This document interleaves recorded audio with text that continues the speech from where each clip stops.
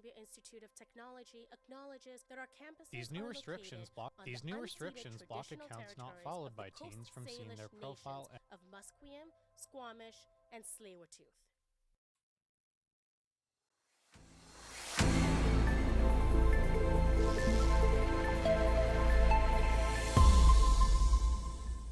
Good afternoon, I'm Emily Deneen, and here's what's making the news to 3. Instagram has instituted brand new restrictions for minors using their application. Nicholas Halka says these changes are necessary in today's day and age to keep teens safe. These new restrictions block accounts not followed by teens from seeing their profile and photos, as well as being messaged by them. Gord Randall, a social studies department head and teacher at Sullivan Heights Secondary School, says these changes are imperative for keeping teens safe. Is a big first step. So I think that's a really positive thing for protecting kids. I mean, kids are curious, right? As much as we want to put them in a bubble and keep them safe and teach them all the right things and stuff like that, there's a curiosity to them that is not just going to go away. Randall says these changes are a good start, but there's plenty of room for additional policies to enhance online safety. Nicholas Hauke, BCIT's The Crow. Consent Awareness Week provides an opportunity for everyone to learn about what consent means. Our reporter Grace Chen spoke with Justice for Girls about what their organization is doing to advocate. Savannah is an employee from Justice for Girls, an organization that promotes the social, economic, and environmental justice for young women and teenage girls. They also strive to put an end to the violence, poverty, and racism girls from marginalized backgrounds face. She discusses endeavors their team embarks on to promote messaging of Consent Awareness Week.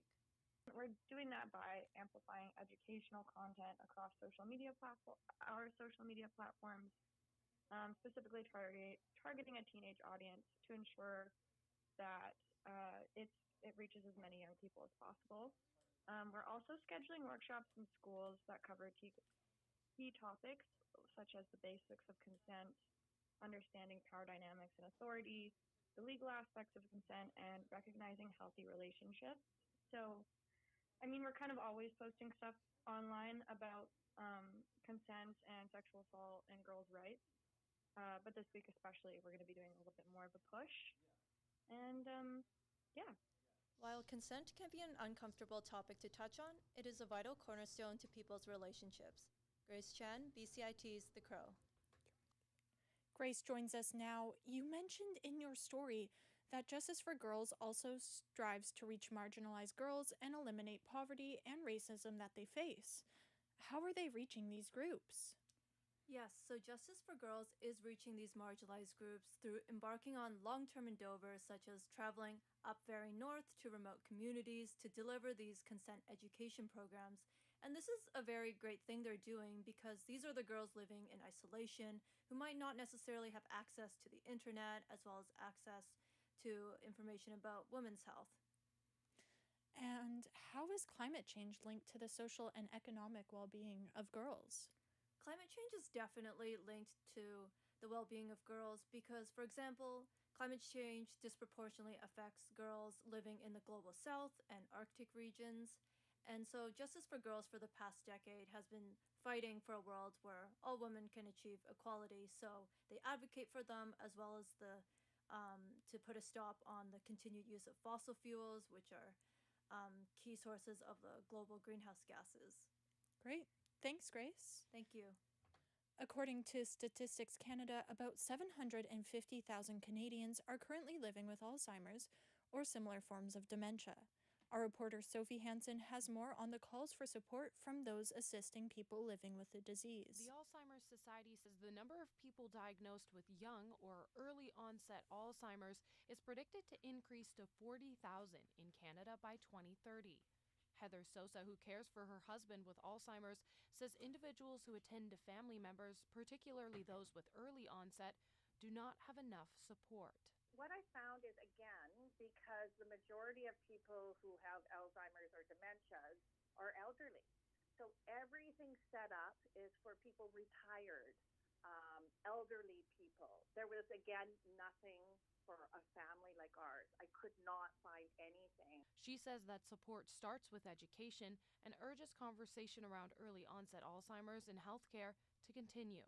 Sophie Hansen, BCIT's The Crow.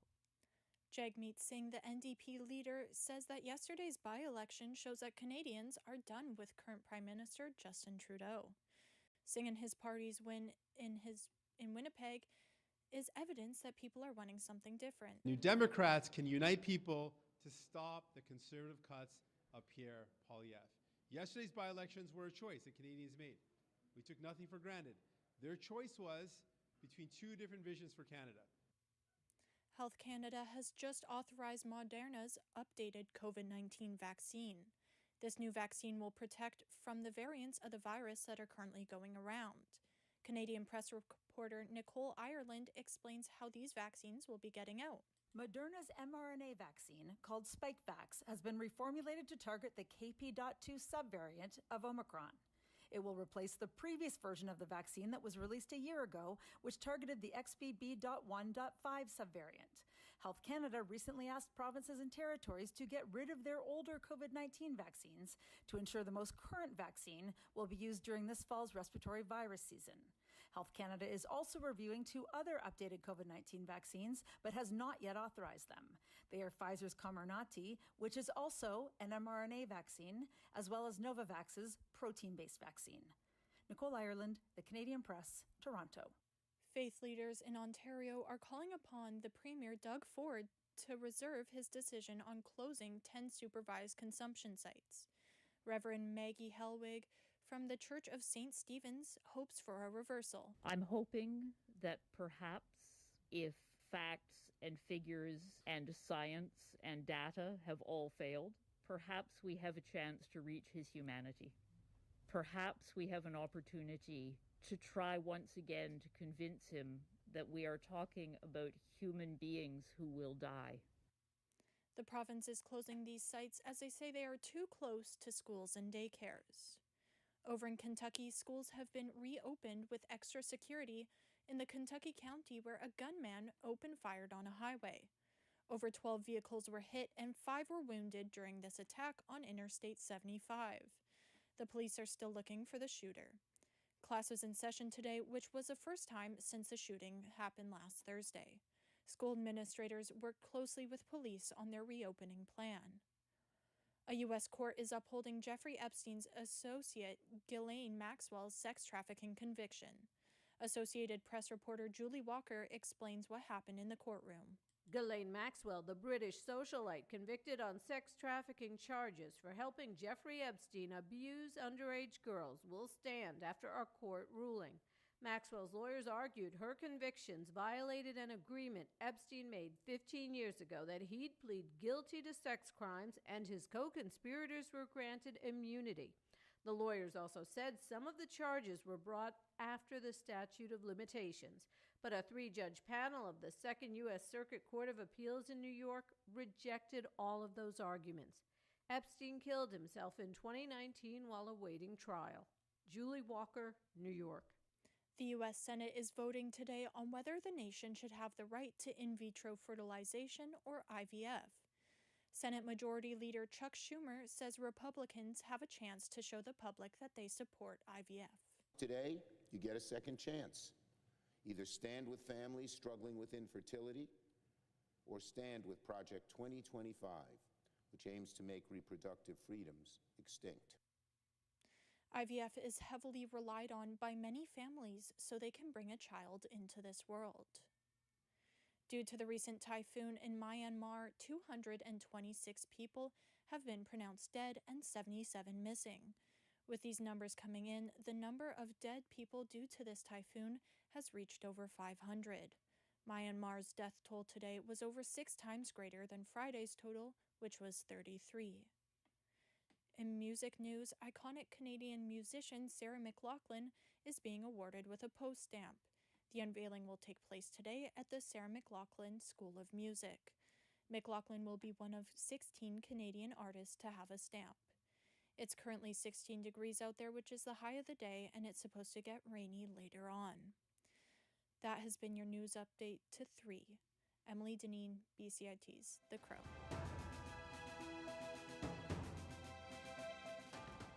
Stay tuned for more on BCIT's 1680 The Crow.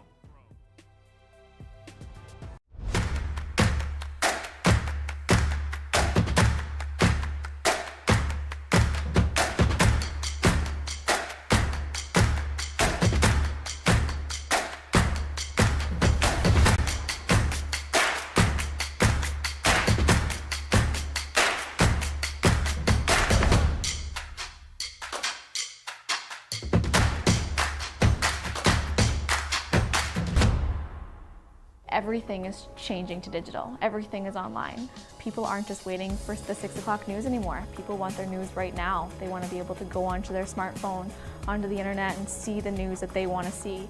Vancouver is growing at, a really rapid rate, the Lower Mainland even, and with the tools that we're given here, we're able to cover all of that. Welcome to BCIT Magazine. I'm Radhika Sikakane. In the program, they really leave it up to you. I mean, the help is there when you need it, figuring out how to use the programs like Premiere, Audition, and figuring out how to use the cameras. But it's up to you to sort of experiment and figure out what you can do when you go out in the field. They brought candles and flowers to remember the student who lost her life yesterday. Theresa May says the international community condemns Moscow. They really make sure that you know the basics and you are able to put out a quality product. I'm Brady Tretanero. And I'm Radhika Sikakane. Thank you for tuning in to BCIT Magazine.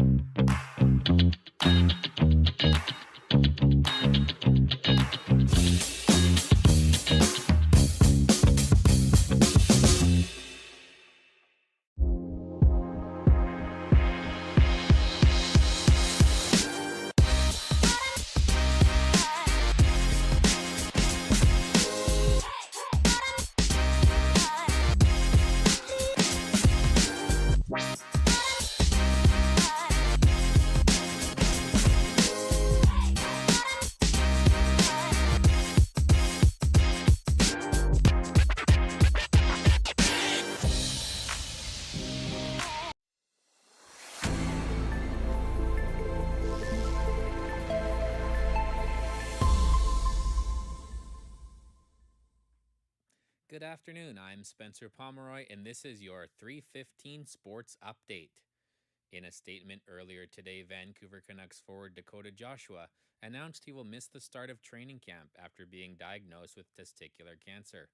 Joshua said that he felt a lump on one of his testicles this summer and later had surgery to successfully remove the tumor. He said he plans on returning to play as soon as possible and is working hard every day to rejoin his teammates. Joshua also said that last several weeks have been extremely challenging and encouraged men to get checked regularly for testicular cancer. Joshua signed a new 4-year, $13 million deal with the Canucks at the end of June and set a career high with 18 goals and 14 assists in 63 games for the Canucks last season. The Canucks will open their training camp this Thursday in Penticton. The UEFA Champions League has returned.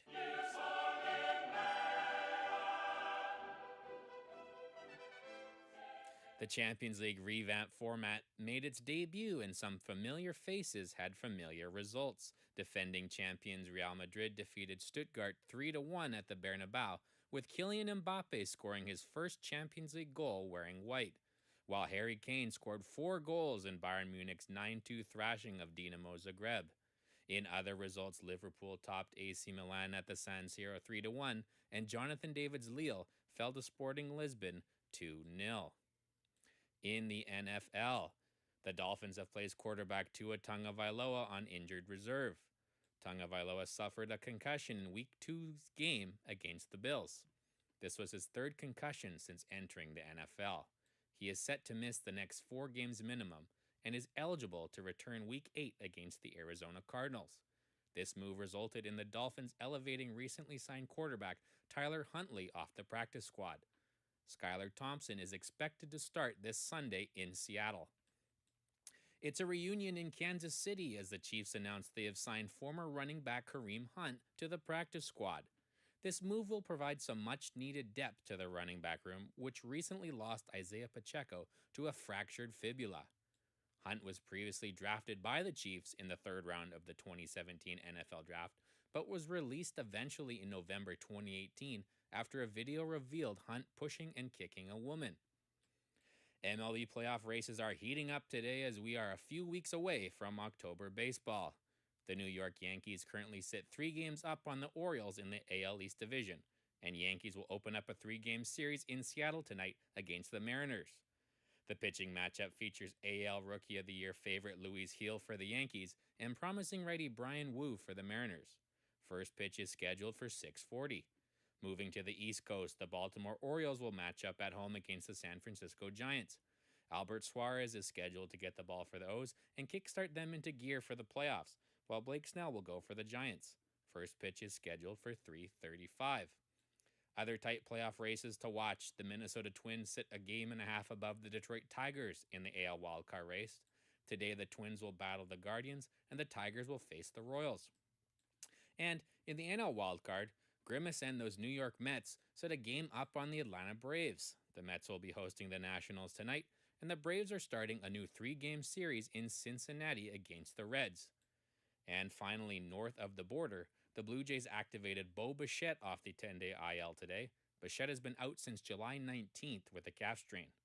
They also placed outfielder Dalton Varsho on the 10-day IL with a right shoulder strain. The Blue Jays will look for some positives as the team nears its season's end. They will head to Arlington tonight to face the Rangers. The Blue Jays will start righty Chris Bassett, while the Rangers will send Nathan Eovaldi to the bump. First pitch is scheduled for 5:05. In some local news, the Vancouver Giants are making some moves before their season begins.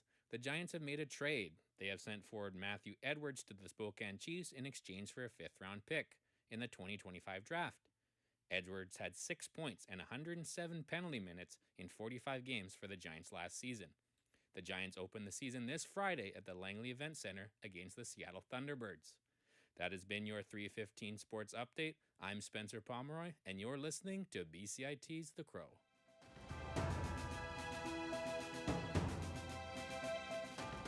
Stay tuned for more on BCIT's 1680 The Crow. The UEFA Champions League kicks off today with a brand new format.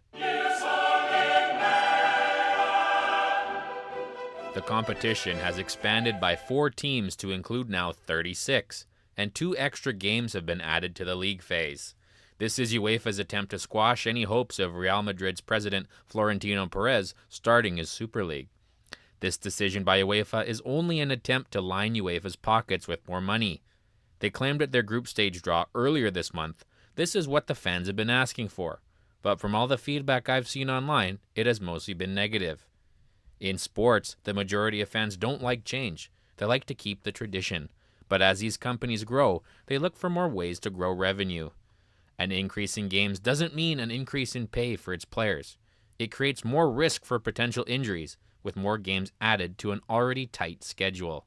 Manchester City midfielder Rodri has recently spoken about players potentially going on strike over an increase in games if something doesn't change. UEFA, and any federation for that matter, should consider prioritizing the safety and health of its players first before trying to squeeze out every last dime from its product. I'm Spencer Pomeroy, and that's today's Sports Comment.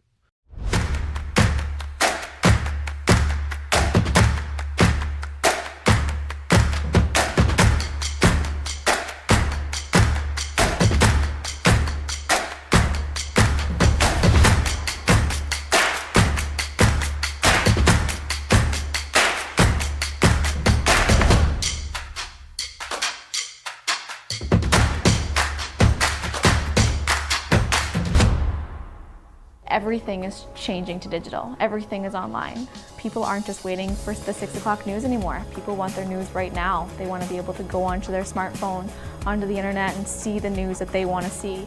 Vancouver is growing at, a really rapid rate, the Lower Mainland even, and with the tools that we're given here, we're able to cover all of that.